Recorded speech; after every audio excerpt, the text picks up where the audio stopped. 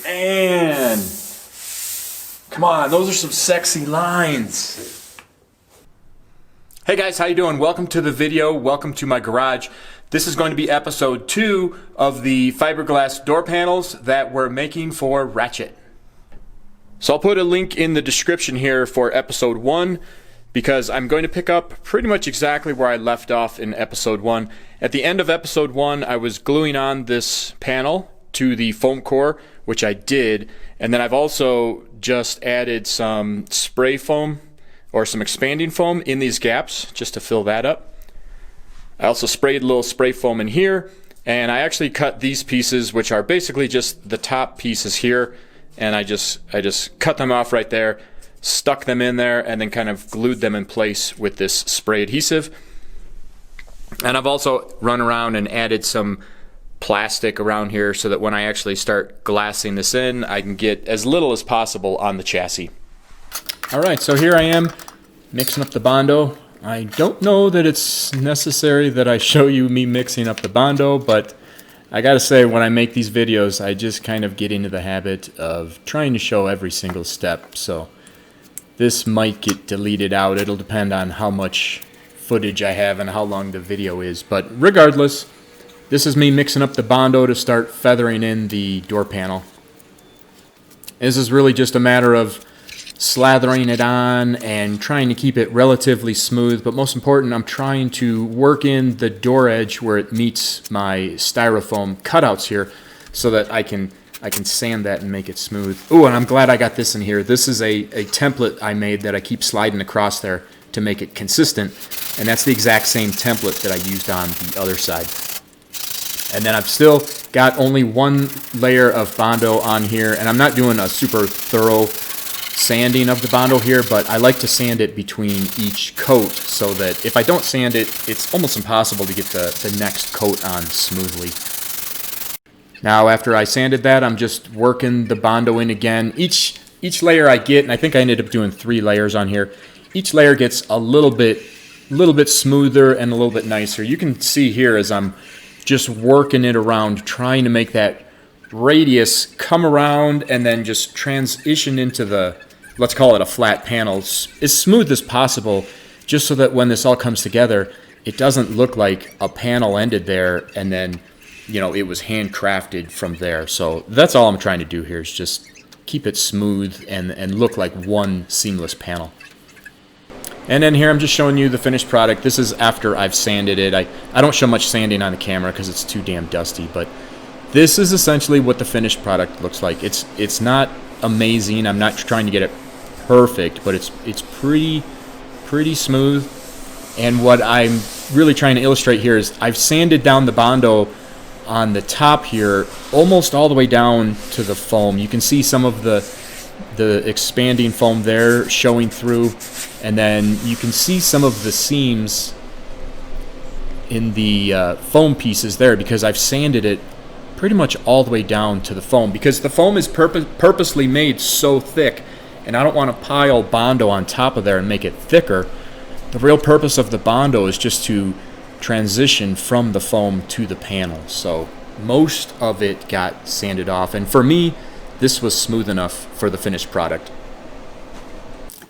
Now I'm putting the duct tape over the Bondo.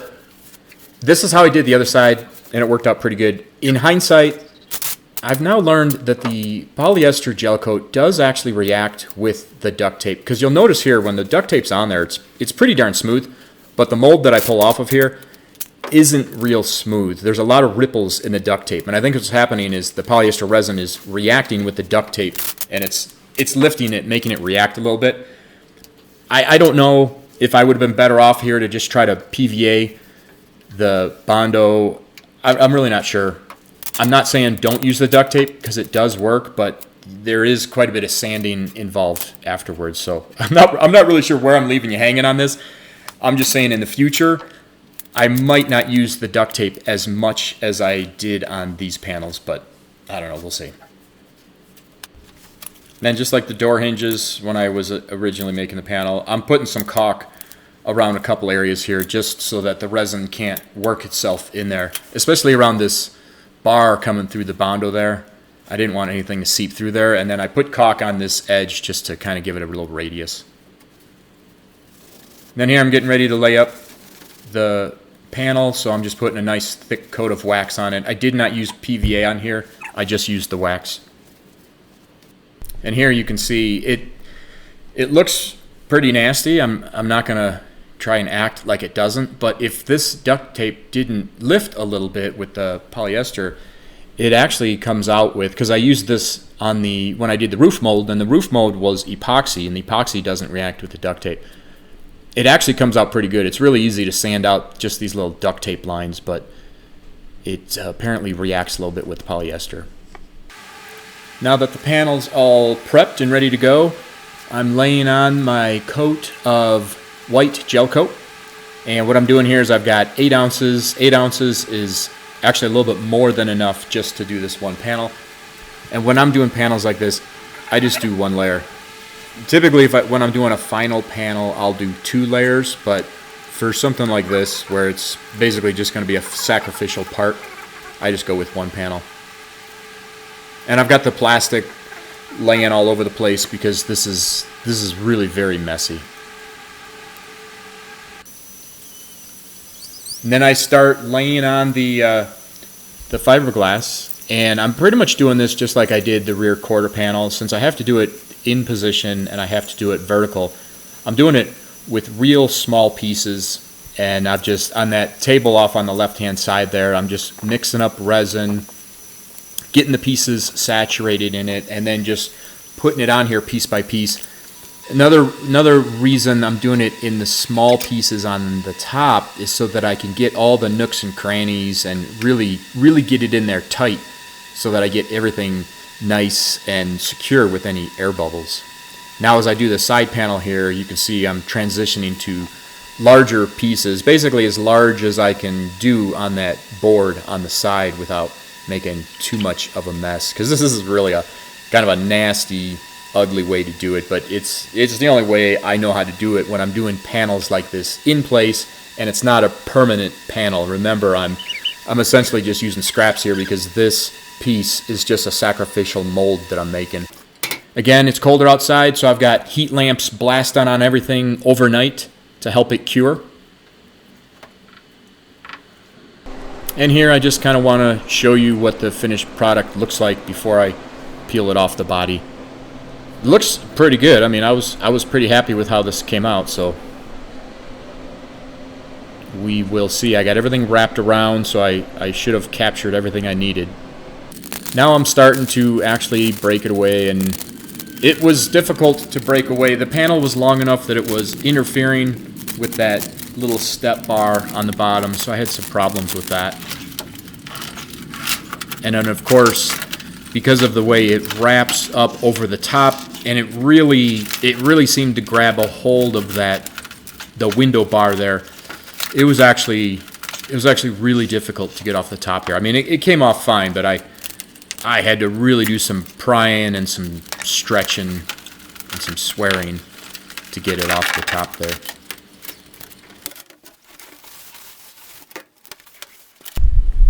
Alright, now I've got the door panel off, and I want to show you a couple of the imperfections from the panel that this was mated up to, carried over to this panel, which that is no surprise. Here's the wrinkling of the duct tape that I was telling you about. This isn't my proudest moment, but this isn't anything that I can't work with on the next panel, so it wasn't devastating or anything. It's just a little bit more work. Now I've got this panel, the mold we just made, getting it ready for the piece to be made off of this mold, and I'm just using wax, another thick coat of wax.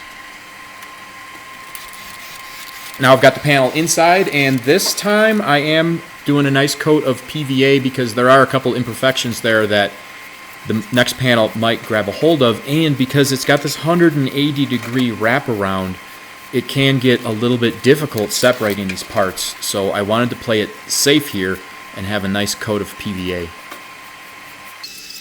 Now I'm putting on a nice, again, 1 8-ounce coat of white gel coat. And now I've got my first layer of chopped strand mat. This is the actual door panel. This is the piece I'm making. This will be my master panel. I'm going to do some work to it, and it will probably eventually have a mold made off of it. But regardless, this is the first panel. I'm actually putting a good amount of effort into it because I want this to be pretty nice. Number one, you can see I've pre-cut one solid piece for this so that it'll come out pretty nice. It won't just be a bunch of chopped in pieces. And I'm making this panel really strong because this is going to be strong enough that people can actually sit on the top of it when they're getting in and out of the vehicle. So I've got 2 layers of chopped strand mat on the door panel, and then you can see here I'm putting in on top of that 3 layers of the chopped strand mat in the area where the bar sits. And this is going to actually sit on the bar, but it needs several layers so that when you're putting pressure on there, it doesn't move around and it doesn't crack or anything like that. So there's a lot of resin and there's a lot of chopped strand mat on here.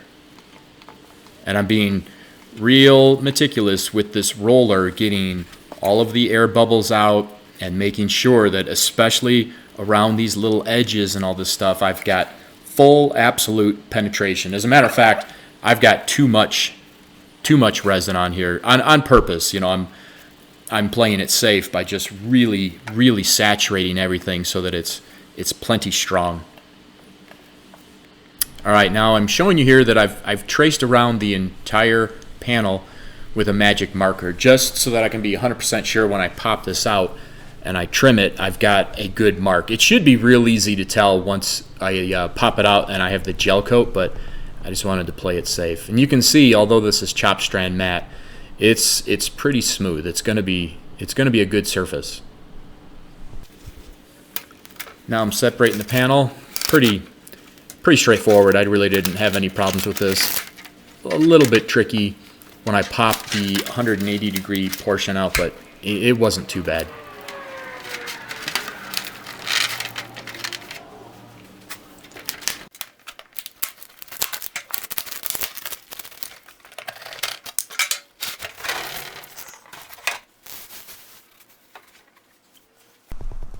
These are those wrinkles in the duct tape. You know, of course, they transfer perfectly into the gel coat of the next layer. And then what I'm doing here is now I'm ripping off the Sacrificial door panel. I wanted to make sure you realize I didn't rip that off until I had the piece popped out of the mold, just in case something was wrong and I needed to redo it. So it's the weekend now. Obviously, it's a cold day. I'm all bundled up, but that's not going to stop me from working on this thing. And what we have now is the actual door panel. And it's exciting to finally be working on the actual panel. This is not a Sacrificial panel. I gotta tell you, working on the Sacrificial panels is not exciting because you know you're just gonna be throwing that away. But this is the actual panel. Now, you saw me tear the old, Sacrificial door panel apart. What I've done with this is I popped it out of the mold, you saw that, and I've run around with my grinder and I've just cut it on the edges that I had marked with the Sharpie, which is also the edge of the gel coat, all the way around. So everything has been, let's call this roughly trimmed. And I'm going to hang it on the door here. Hopefully it hangs pretty nice. And then I'll tell you what we're going to do from there.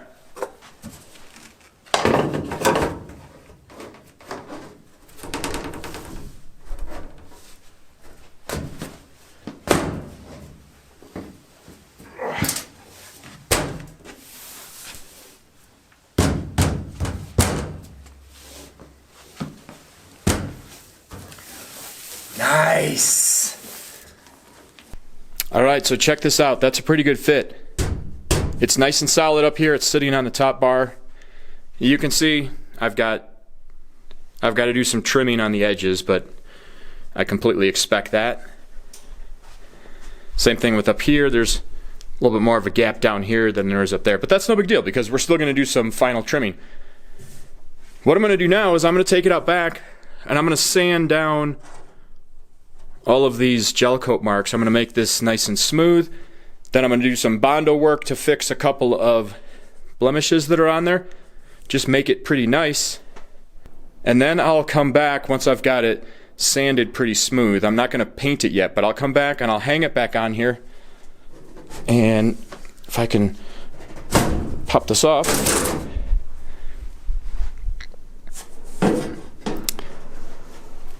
So I've prefabbed these tabs onto the chassis, and I've got these body washers that I'm going to use to install it. I get these from Car Tech. I'll put a link in the description for that.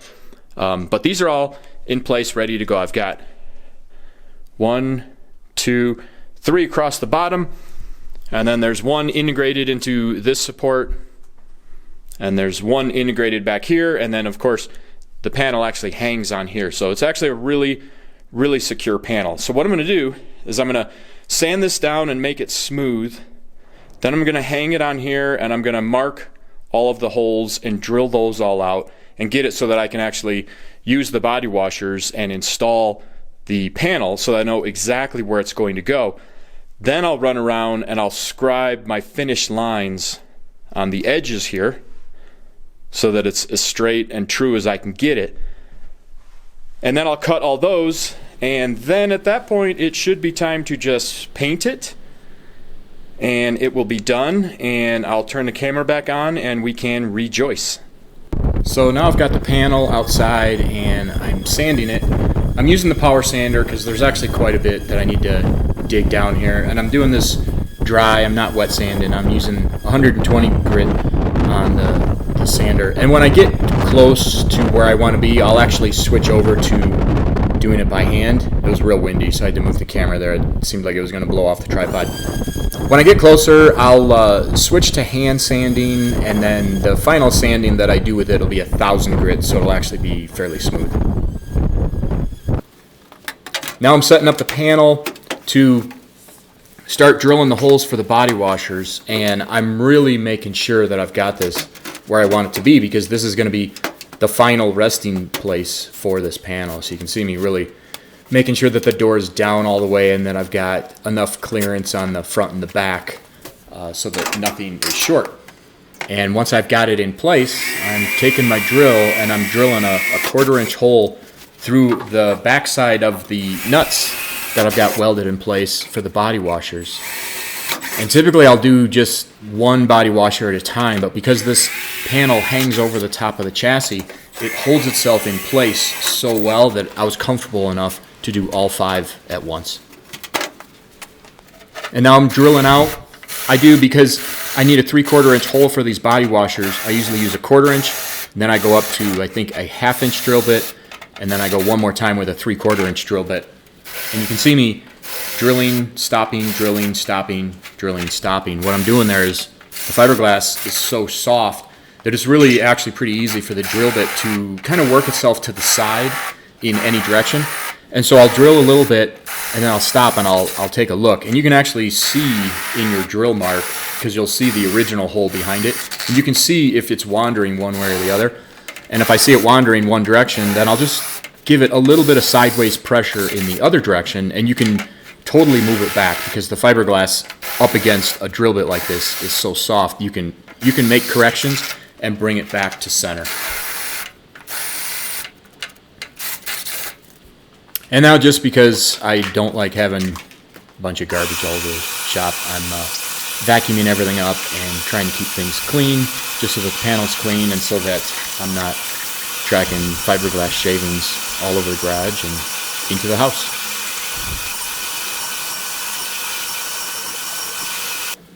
Now I'm putting the panel on here. I need to make sure that none of these 5 holes wandered at all. So I'm installing it with the body washers. And then if all of these work out like they do, then I'll be able to measure up for the leading edge and the trailing edge of the panel. And actually all 5 of these didn't wander at all. It was really nice. It was perfect. Now I'm just running a little square up the leading edge, and I've got it set, I think, to 3/8, and I'm just making a consistent mark all the way up the top, and I did that on the back so that I can trim it and have a consistent gap at the front and back of the panel. Okay, so we're jumping forward a little bit here. I have trimmed the front and rear of the panel, so it's exactly the shape I need it to be now.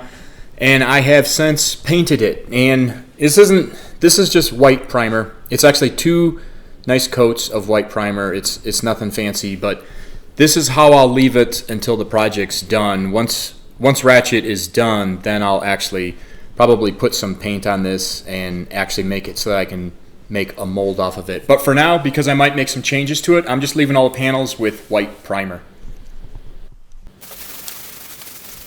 And you know how white primer or any primer kind of has that chalky feel to it?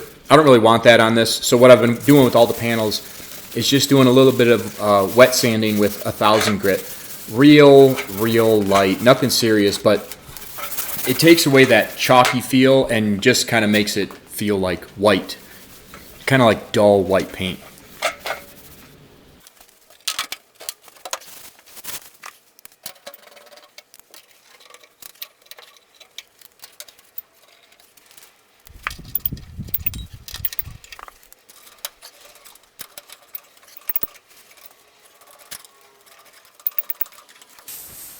Oh, damn, guys. That's like maybe 2.5 weeks worth of work. It looks so good though. It came out really good. It is so good. It is strong. It's got that curve going to it. Man. Come on, those are some sexy lines. That is awesome. So I am really happy with that. I've got the signature body lines in there. This comes up and meets with this body line. It's got the Volkswagen curve going to it. Very minor curve this way, but it doesn't feel like a flat panel at all. The curve here is real nice. It's really strong. Sitting on this thing while you're climbing in and out it's not going to worry me at all. This is sitting on that bar, so it's really good. It's a very solid panel. This panel is much thicker and much stronger than this one. This one is, not designed for anybody to be sitting on or anything like that. So this one's nice and thin and lightweight. This one is still lightweight, but it's really built to take some weight. My body lines now are nice and consistent, going all the way down here. That's why the final thing I did was bolt it up, mark those, and cut them. The length's pretty good. I wish this was about 3/8 of an inch longer. The final mold I might make that a little bit longer. I'm not sure. And for some reason, these came out a little bit different lengths. I could easily just cut this one, 1/8 of an inch shorter and make that match up. But I'm not going to do that for now. So obviously, I love the panel. It's so smooth. I keep caressing it like it's a woman's leg or something, but it's so cool to know that I put all that effort into this. I'm pretty sure we're looking at like 2.5 weeks of total fabrication time, and that's working. In fact, it's definitely 2.5 weeks of working on it every day. Now, there's not a lot that you can do every day because a lot of the steps, you're laying up fiberglass and then you have to let it cure and do its thing. But it's a lot of work to make these custom panels. I'm sure there's probably better ways to do it, but knowing my skill sets, I knew I would not be able to just hand carve a door like this. I needed to take some molds from the Volkswagen door to get this signature curve. This part I had to do myself, and admittedly, this is the worst part of the whole door. If you really look at this, you can see some imperfections, and that's because I don't have those artist's hands. I've told you guys before, I'm more linear. I need dimensions, tape measures, things like that. That's why I made those templates and just stacked them along, because that's the only way I can get this consistent. But what I hope you guys can gather from these videos, number one, just the amount of work that went into it, but number two, the feeling that I have. I mean, I'm so proud of this panel. It's such a feeling of accomplishment, and it makes you just absolutely love the projects that you're working on if you take the time and do them in a way that you're really, really happy with them. So I hope that's coming across on the videos as to how stoked I am as to how this and all the other fiberglass panels are coming out, and just more importantly, how it's making Ratchet kind of look like a regular Volkswagen Bug, but with some tweaks here and there. So regardless, this video is a little bit long, but I didn't want to make 3 series because they get a little bit mundane if you keep the series going. So this being this being episode 2, this is the last episode because this sucker is done. So I hope you guys appreciate the videos. I hope you enjoy the videos. I hope they're helping you with whatever you're working on. This fiberglass stuff can be carried over to pretty much anything if you're working with fiberglass. So thanks for watching the videos. I really appreciate it. Hope they're helping you guys out, and I hope to see you on the next video. Take care.